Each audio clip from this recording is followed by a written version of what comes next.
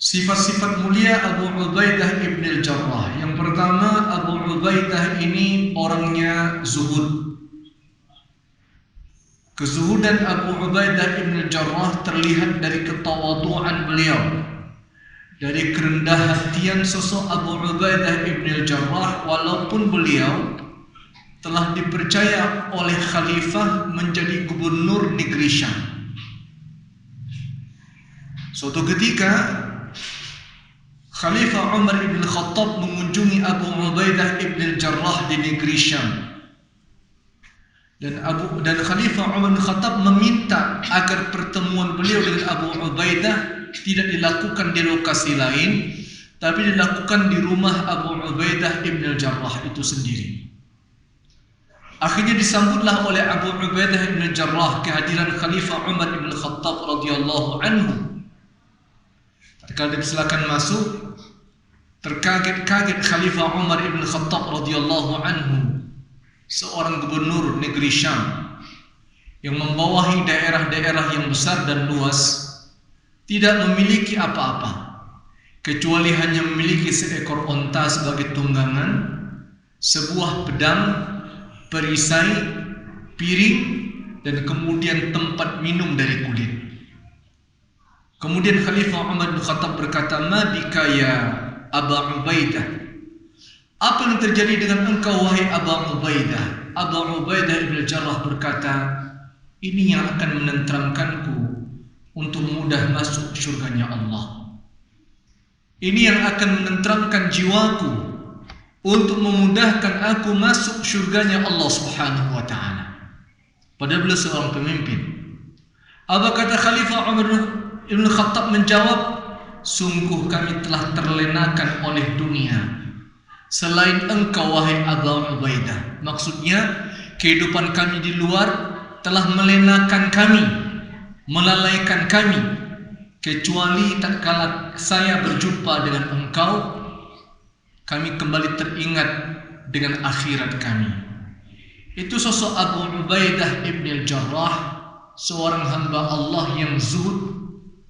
Sahabat tahu bahwa Abu Ubaidah ibn al-Jarrah ini tempat mengadu, tempat mereka bertanya seperti sahabat Rasulullah yang lain, Abdurrahman ibn Auf dan lain-lain. Tapi dalam keseharian Abu Ubaidah ibn al-Jarrah tidak pernah memperlihatkan secara gamblang bahwa beliau adalah seorang yang alim di antara para sahabat, seorang yang berilmu di antara sahabat. Suatu ketika di saat Rasul sallallahu alaihi wasallam belum dimakamkan, karena sahabat ingin menentukan dulu siapa yang akan ditunjuk untuk menggantikan pemimpin Madinah, pemimpin kaum muslimin di kala itu, Umar bin Khattab menarik tangan Abu Ubaidah. Ditarik tangan Abu Ubaidah.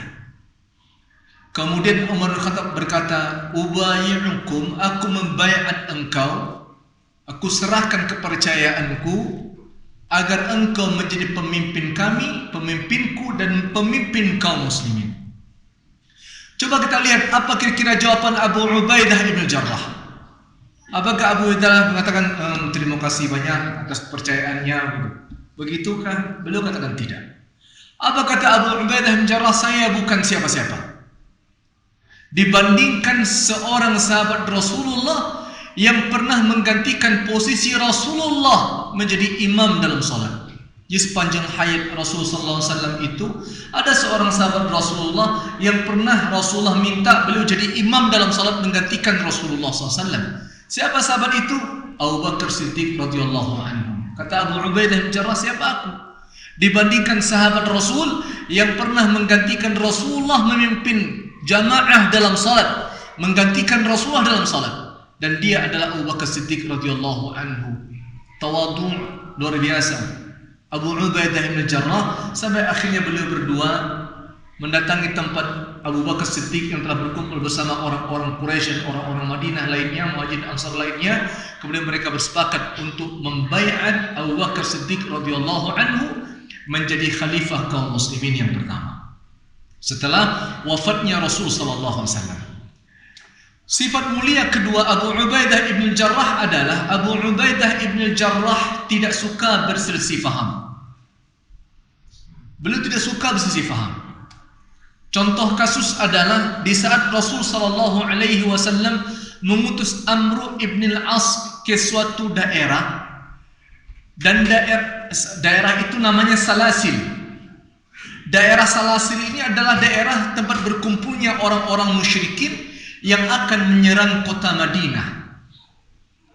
Maka ketika Amr ibn al-As melihat pasukan musuh dalam jumlah yang besar, beliau berkirim surat kepada Rasul sallallahu alaihi wasallam sebelum menghadapi mereka.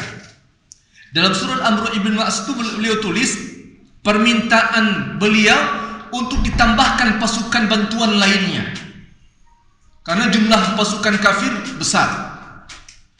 Maka ketika itu Rasulullah buat kompi baru, pasukan baru, dan pasukan itu diamanahkan panglimanya kepada Abu Ubaidah ibn al-Jarrah.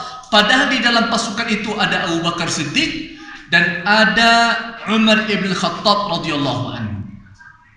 Dan riwayat Imam Abu Daud rahimahullah, Sayyidah Aisyah pernah ditanya, siapa kekasih Rasul sallallahu alaihi wasallam? Dalam riwayat ini Sayyidah Aisyah pernah menjawab, Rasul SAW pernah berkata, kekasih beliau Abu Bakar, Umar, dan Abu Ubaidah ibn Jarrah. Rasulullah amanahkan panglima ini kepada Abu Ubaidah ibn Jarrah. Berangkat beliau bersama pasukan kaum muslimin. Tatkala berjumpa dengan Amr ibn al-As, sebelumnya Rasulullah berpesan, engkau aku amanahkan sebagai pemimpin baru, membantu Amr bin As, dan aku berharap tatkala engkau berjumpa dengan Amr bin As, jangan berselisih faham, jangan ada perbedaan pendapat antara engkau dengan Amr bin As. Tatkala berjumpa beliau di Salasil dengan Amr bin As, kemudian beliau berkata, saya ditunjuk untuk membawa panglima pasukan ini menyerang kaum kafir, membantu engkau. Berarti artinya Amr bin As menjadi pasukan pengikut dari Abu Ubaidah. Amr bin As tidak setuju, yang jadi pemimpin aku, karena engkau datang belakangan. Maka ketika itu dengan tawadhu'nya Amr bin As menjawab, kalau engkau tidak mau mengikuti kata-kataku, maka aku kembali kepada wasiat Rasul sallallahu alaihi wasallam. Apa wasiat Rasul? Aku tidak akan berselisih faham dengan Amr ibn al-As. Maka dari sekarang jadikan aku sebagai pasukanmu bersama pasukan-pasukanku yang lainnya. Mereka gempur orang-orang kafir. Selesai. Begitu tawadhu'nya Amr ibn al-As. Ketika beliau berbeda pendapat dengan Umar ibn Khattab tentang wabah ta'un Amwas, kata Khalifah Umar dengan kaum muslimin termasuk para veteran perang-perang Badar, kita balik saja ke Madinah, karena tidak mungkin kita masuk ke daerah di situ terjangkit wabah Amwas. Kata Abu Ubaidah Jarrah, aku berharap engkau datang bersama kami, teruskan saja menjalankan takdir Allah, teruskan saja menuju Syam. Terjadi perbedaan pendapat. Ketika itu datanglah Abdurrahman ibni Auf membawakan sebuah riwayat hadis dari Rasul sallallahu alaihi wasallam, "Idza sami'tum ta'un fi ardin fala tadkhuluha wa idza antum fiha fala takhruju minha." Apabila engkau mendengar di suatu negeri ada terjangkit wabah penyakit menular, jangan masuk ke situ. Apabila engkau berada di negeri itu, jangan keluar dari negeri itu. Maka seketika itu Khalifah Umar dan Abu Ubaidah ibn al-Jarrah sama-sama menjalankan apa yang diwasiatkan Rasulullah. Apa itu? Umar bin Khattab balik ke Madinah dan jadi masuk ke Syam, dan Abu Ubaidah ibn al-Jarrah karena tidak mau berselisih faham dengan Umar bin Khattab yang telah berjalan separuh jalan, sedikit lagi tinggal sampai di Syam, karena beliau tidak mau berselisih faham dengan Khalifah Umar bin Khattab, beliau memilih kembali ke negeri Syam. Walaupun setelah itu Khalifah Umar menuliskan surat meminta Abu Ubaidah untuk pulang ke negeri Madinah. Beliau katakan tidak, aku akan bersama rakyatku. Aku akan bersama rakyatku. Hadirin hadirat jamaah salat zuhur yang dirahmati oleh Allah Subhanahu wa taala. Ini dua contoh sifat dari Abu Ubaidah ibn Jarrah yang tidak suka berselisih faham, terutama dengan sahabat-sahabat beliau, sahabat-sahabat Rasulullah sallallahu alaihi wasallam. Kemudian Bapak Ibu rahmati Allah SWT, ada juga kisah tentang kemuliaan Abu Ubaidah ibn Jarrah. Tatkala Rasul sallallahu alaihi wasallam memerintahkan Abu Ubaidah ibn Jarrah ini untuk menjadi panglima dalam pertempuran Dzatul Khabar namanya. Ada perang namanya Dzatul Khabar. Dzatul Khabar ini perangnya ini di arah pesisir nih.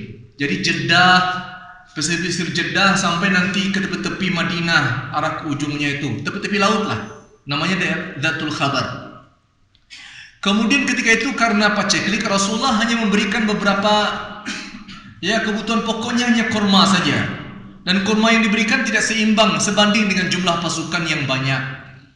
Tapi seperti tadi beliau manut, beliau patuh kepada Rasulullah SAW, beliau tidak bertanya-tanya, beliau tidak mendebat, beliau terima saja apa yang disampaikan Rasulullah SAW. Sampai dalam riwayat dikatakan, kurma habis tatkala musuh akan menyerang. Dan yang lain dikatakan, selesai perang, kurma selesai, habis juga kurma. Apa yang dilakukan oleh Abu Ubaidah bin Jarrah biar pasukan ini tetap tangguh? Beliau minta sahabat untuk bersabar, patuh dan tunduk kepada perintah Allah dan Rasulullah. Sembari beliau berikan 1 hari masing-masing mujahid dapat 1 kurma. Dibagi 1 hari 1 kurma, 1 hari 1 kurma. Bahkan ada kejadian tatkala kurma ini mau selesai, Abu Ubaidah dapat 1 bagian, ternyata sahabat ada 1 orang yang tidak dapat bagian kurma. Ketika itu Abu Ubaidah tidak memaksakan diri, ini kurma Abu kan pemimpin, Abu harus makan kurma kau. Tidak. Tapi Abu Ubaidah menyerahkan kurma itu kepada mujahid tersebut sampai akhirnya beliau tidak makan, padahal beliau seorang panglima. Maka selesai perang kaum muslimin dimenangkan oleh Allah Subhanahu wa taala. Tatkala mereka akan kembali ke Madinah menjumpai Rasulullah, memberitakan kabar gembira, mereka melihat mereka terhalang di tepi laut, tepi laut itu, tepi pantai itu terhalang ada seperti sesuatu besar yang hitam besar. Didekati ternyata mereka kaget. Yang besar itu ternyata ikan besar yang terdampar. Ikan besar yang terdampar. Sampai akhirnya Abu Ubaidah ibn Jarrah minta seseorang berdiri di atas onta. Jadi kalau ada onta, diminta pasukan saya yang paling tinggi di antara pasukan ini tolong berdiri di atas onta. Ada onta, ada orang yang berdiri, itu pun belum bisa sampai di tulang rusuknya ikan tersebut. Saking besarnya onta tersebut, saking besarnya ikan itu. Sampai akhirnya disembelih ikan itu, dimasak, dimakan. Belum habis juga, sisanya dibawa ke Madinah. Para sahabat semua berkata, ini adalah balasan kemuliaan dari sosok Abu Ubaidah bin Jarrah, diperlihatkan oleh Allah langsung di mata kaum muslimin.